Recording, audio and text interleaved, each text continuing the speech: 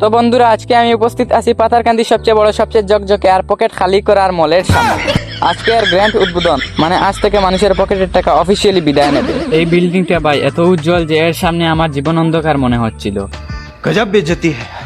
আমি ঢুকলাম মলের মধ্যে, মনে হচ্ছে আমি বেতল রয়্যালের গেমের মধ্যে ঢুকছি। পকেট খালি এবং বুকের মধ্যে সাহস নিয়ে মলের মধ্যে ঢুকে পড়লাম। আমার আচরণ দেখে মনে হচ্ছিল যেন সিকিউরিটি আমাকে গালে ধাক্কা মেরে বের করে দিবে। এখানকার শার্ট, প্যান্ট, টি শার্ট দেখলে সত্যি কেনার মন চায়, কিন্তু পকেট বলে ভাই ওকাতের মধ্যে তার। তারপর আমি ঢুকলাম জুতার রাজ্যে। এখানকার জুতাগুলো সেই লেভেলের। তারপর আমি একটা জুতা হাতে নিলাম, কিন্তু দাম দেখে আমার আত্মা আমার নিজের শরীর থেকে লগ আউট হয়ে গেল। আমি জুতাকে বললাম ভাই তুই থাক, আমি চপ্পলেই খুশি। তারপর কিচেন আইটেমের মধ্যে প্রবেশ করে দেখলাম যে এত সুন্দর সুন্দর আইটেম। ভাবলাম কিনে নিয়ে আজ থেকে আমি রান্না করা শুরু করব। উঠালে রে দেবা, উঠালে। কিন্তু আমি শুধু ম্যাগি বানাতে পারি, তাও আবার 3 বার ইউটিউব দেখি। এই ব্যাগগুলি এত স্টাইলিশ দেখে মনে হচ্ছে এখন আমি বিদেশ চলে যাই।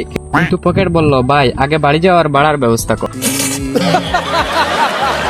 এই ফুলগুলি আর ডেকোরেশনের আইটেম ঘরে রাখলে আপনার ঘর উজ্জ্বল হবে, কিন্তু আপনার ব্যাংক অ্যাকাউন্ট খালি হয়ে যাবে। তারপর আমি একটা শখ করে ফুল হাতে নিলাম, ভাবলাম কাউকে দিব। তারপর হঠাৎ রিয়েলাইজ হলো আমার তো কেউ নাই। চুপচাপ ফুলটা রেখে দিলাম আর নিজেকে বললাম ভাই আমার আর ফুল কিনতে হবে না। আসলে আমার উদ্দেশ্য হলো মলের মধ্যে এসির বাতাস উপভোগ করা। মলটা কিন্তু নেক্সট লেভেল। তো বন্ধুরা, মজার কথা বাদ দিলাম এবং একটি সিরিয়াস কথা বলি। পাথারকান্দি এই মলটা সত্যি ঘুরে দেখার মতো। সময় পেলে একদিন অবশ্যই চলে আসুন। আপনারা শপিং করুন আর না করুন, এসির বাতাস ফ্রি, এটা আমি গ্যারান্টি দিয়ে দিলাম।